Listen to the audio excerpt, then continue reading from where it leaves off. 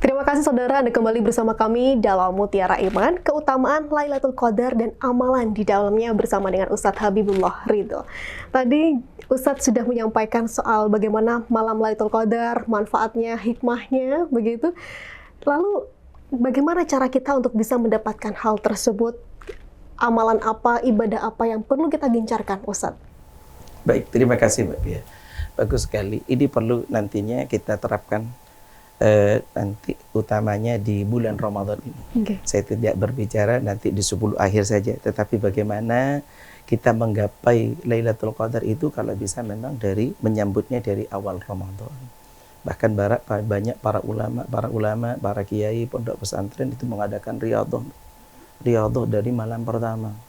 Salat malam, qiyamul lail dari jam 12 nanti bisa berakhir jam 2 malam. Baru kemudian dilanjutkan dengan sahur bersama.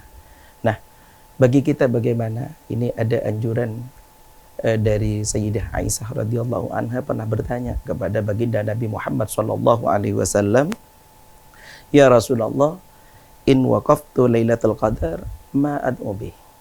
Faqala Rasulullah sallallahu alaihi wasallam, "Quli Allahumma innaka afuwun karim tuhibbul afwa fa'fu anna." Jadi Sayyidah Aisyah mengawali terkait dengan bagaimana cara menyambut malam Lailatul Qadar. Ya Rasul, bagaimana kalau kami, kata Sayyidah Aisyah, mendapatkan malam Lailatul Qadar? Apa yang harus kulakukan? Beliau Rasulullah sallallahu alaihi wasallam menyampaikan kepada Aisyah, kalau engkau mendapatkan Lailatul Qadar pada malam itu, perbanyaklah membaca Allahumma innaka afuwun karim tuhibbul afwa fa'fu anna. Saya yakin zikir ini, doa ini banyak para pemirsa itu hafal. Karena di setiap habis sholat tarawih itu dibaca, Mbak. Nah, ini memudahkan kita untuk terus mendikirkan itu, mengistiqomahkan zikir itu di setiap malam pada malam bulan Ramadan. Utamanya nanti di 10 akhir Ramadan. Jadi tingkatannya akan berbeda. Kalau tadi yang kami contohkan mungkin tingkatannya sudah lebih tinggi. Jadi kalau orang awam itu ya mungkin ngejarnya mungkin 10 akhir Ramadan, Pak. Apalagi ada yang ganjil-ganjil. Kadangnya gitu, malam ganjilnya saja yang dikejar. Malam genap kosong masjid itu ya. Selain itu, selain zikir Allahumma innaka afuwun karim tuhibbul afwa fa'fu anna, perbanyaklah juga melaksanakan sholat qiyamul lail ya, baik itu tahajud, sholat hajat, sholat tasbih dan sebagainya. Bahkan sholat mutlak itu dianjurkan sambil di dalamnya bisa membaca Al-Quran ya. Ini anjuran kalau kita ingin hendak menggapai malam Lailatul Qadar, malam yang istimewa, malam di mana ketika itu kita mendapat bagian malam Lailatul Qadar, insya Allah keberkahan akan menjumpai kita. Selain itu, perbanyak pula zikir dan istighfar kepada Allah Subhanahu wa taala semampu mungkin. Bisa istighfar yang panjang ya, seperti Sayyidul Istighfar, monggo. Nggak bisa ambil yang pendek-pendek, astagfirullahaladzim. Yang penting istiqomah. Kemudian perbanyak iktikaf di 10 akhir Ramadan, utamanya 10 akhir Ramadan ini. Kalau bisa perbanyak hidup kita ini lebih banyak di masjid. Karena itu diajarkan oleh baginda Nabi Muhammad sallallahu alaihi wasallam sebagaimana yang diriwayatkan oleh Sayyidah Aisyah, "Idza dakhala Nabi Muhammad sallallahu alaihi wasallam al-ashrah min ashri akhir Ramadan saddal mi'zar wa ahya lailahu wa ayqadha ahlahu." Jadi Rasulullah itu kalau sudah masuk malam 10 akhir Ramadan, beliau ini ada 3 hal yang dilakukan oleh beliau. Yang pertama, beliau itu saddal mi'zar, mengikat erat-erat sarung celana itu beliau ikat. Artinya apa? Beliau mengikat erat-erat hawa nafsu beliau, hawa nafsu yang bersifat biologis maupun bersifat duniawi, sehingga betul-betul dari segi rohaniyah beliau betul-betul disambungkan kepada Allah Subhanahu wa taala pada 10 akhir Ramadan itu. Jadi tidak lagi fokus pada urusan dunia, tidak lagi fokus pada urusan persiapan lebaran dan sebagainya. Tidak seperti kita. Oke. Jadi mohon maaf, ini realita di lapangan, di masyarakat kita. Hari makin akhir mendekati akhir Ramadan, Ramadan akan meninggalkan kita. Terkadang kita ini semakin jauh dari masjid. Benar. Ya. Yang ramai bukan masjid, pindah ramainya. Kalau awal Ramadan masih penuh ramai, tapi akhir-akhir Ramadan, mulai pertengahan Ramadan mulai pindah. Ramainya itu pindah ke mall, pindah ke pasar dan sebagainya, sehingga masjidnya kosong, Pak. Apalagi 10 akhir Ramadan, alhamdulillah tinggal imam dan makmum dan muadzin saja, ya. Itu terkait yang diajarkan Rasulullah. Sad dan mizan, ini kurangi hawa nafsu ketika sudah memasuki 10 akhir Ramadan.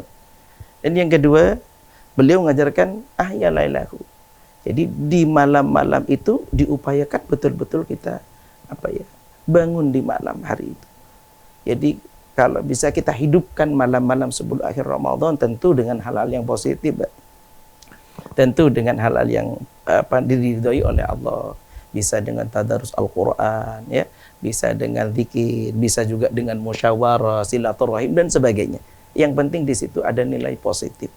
Dan yang ketiga, tidak tanggung-tanggung Rasulullah, bukan hanya pribadi yang diajak untuk menggapai Lailatul Qadar, tapi Rasulullah juga membangunkan keluarganya.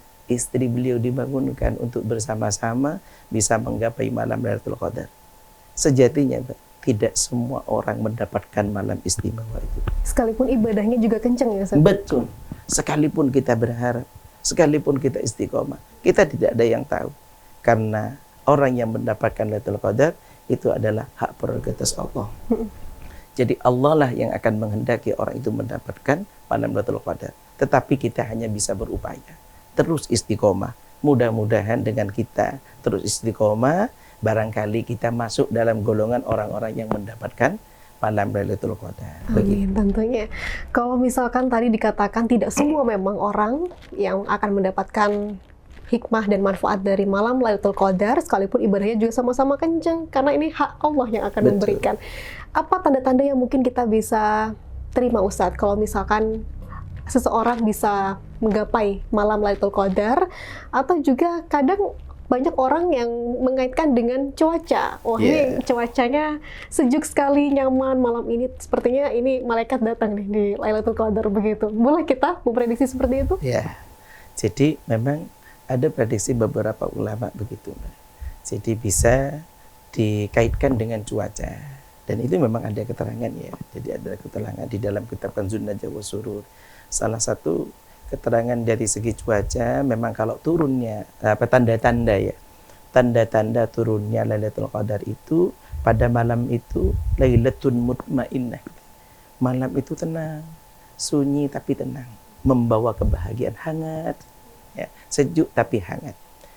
Di sisi lain, pada siang harinya itu matahari bersinar tetapi tidak panas, sejuk, angin sepoi-sepoi. Itu dari segi tanda cuaca, ya. Tetapi di sisi lain yang tidak kalah menarik lagi adalah tanda-tanda orang yang betul-betul mendapatkan Lailatul Qadar itu bisa dilihat nanti pasca Ramadan.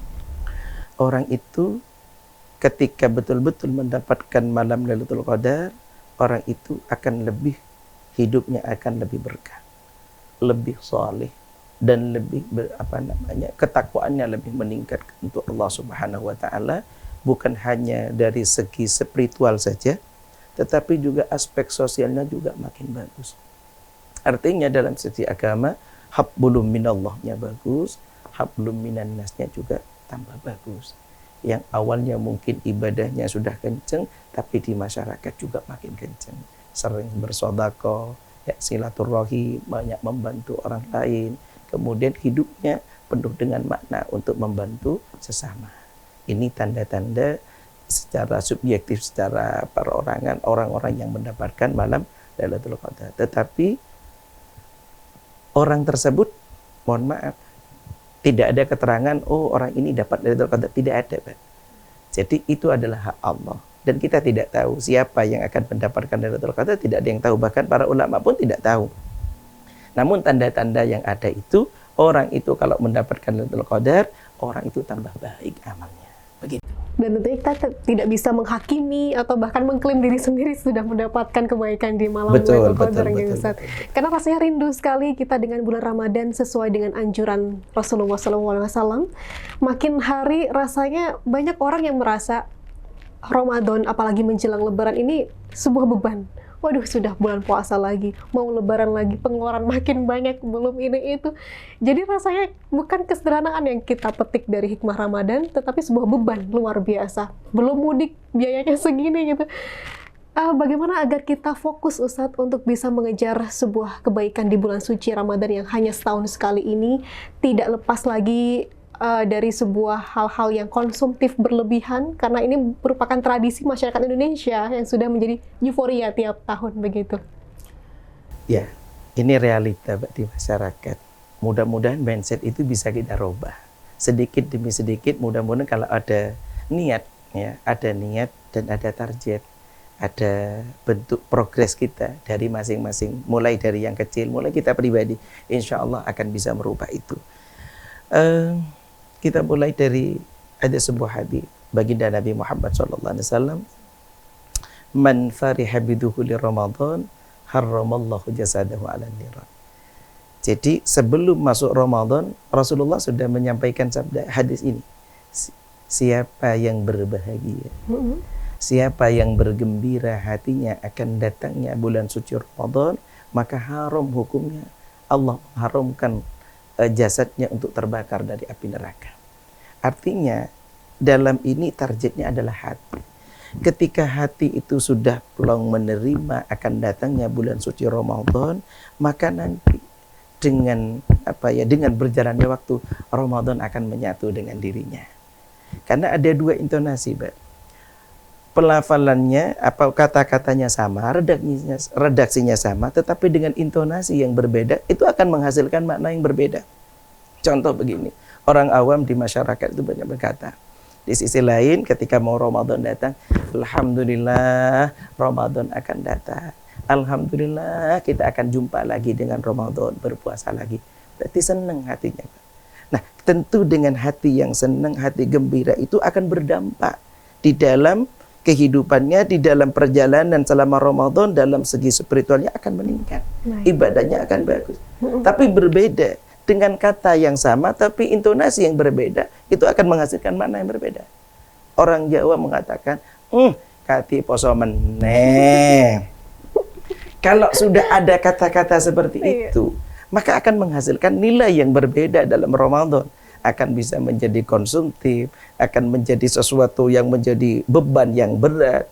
Bahkan mohon maaf, ada tadi dari teman saya dapatkan Ramadan yang awalnya ingin pengeluaran sedikit, ya, ternyata di Ramadan malah makin bengkak, makin tinggi dan sebagainya, pengen buka ini dan sebagainya. Nah, kembali kepada niatan kita. Padahal Ramadan itu adalah bulan yang penuh rahmah.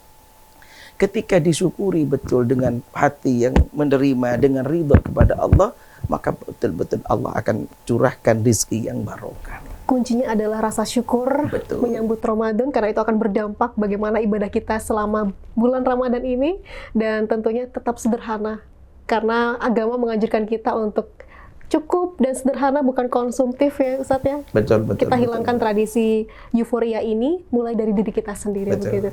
Ustadz, terima kasih atas segala ilmu yang diberikan hari ini. Mudah-mudahan bermanfaat untuk kita semua, terutama pemirsa di rumah, semakin semangat beribadah di bulan Ramadan. Matur nuwun atas segala ilmunya hari ini. Sami-sami, mudah-mudahan bermanfaat. Amin, Allahumma amin. Dan pemirsa Mutiara Iman, Lailatul Qadar mungkin tidak kita kenali tanggalnya, tapi ia bisa kita kenali dampaknya. Jika setelah Ramadan hati kita lebih lembut, sholat kita lebih khusyuk, dan dosa-dosa lama mulai kita tinggalkan, bisa jadi kita pernah menyentuh malam itu. Karena Lailatul Qadar bukan hanya tentang langit yang turun, tapi tentang hati yang naik. Semoga Allah mempertemukan kita dengan malam kemuliaan itu. Akhirnya saya Pia Mediana pamit undur diri. Wassalamualaikum warahmatullahi wabarakatuh. Waalaikumsalam.